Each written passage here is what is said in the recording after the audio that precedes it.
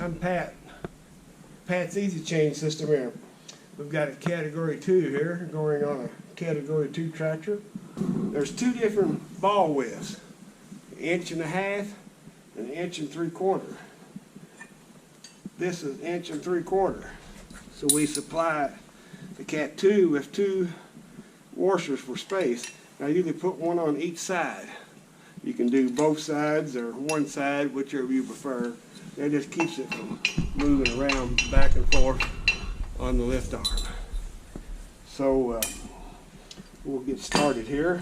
Okay, after we get the hitch out of the box, we're going to slide it over the lift arm, put it through the hole. You can see on this particular lift arm, the hitch wants to drop down out here. We like to have it set up fairly parallel with the lift arm. Now it comes with a 1/4 and a 3/8 and a wedge shim. So we're going to insert a shim in the back, just slide it in the back, and to see which one size shim we need. And this particular one here, we're going to combine the two together, the 1/4 and the 3/8 shim.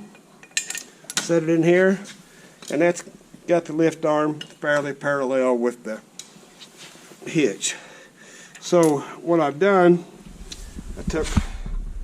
lay these on firm surface, use a hammer, drive the roll pin, and that locks them together. Slide our hitch off.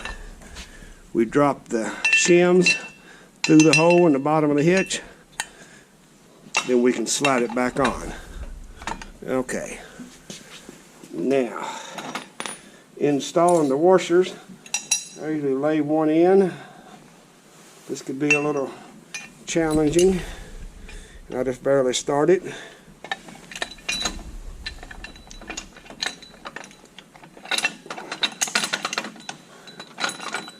Okay, got my pin and everything through.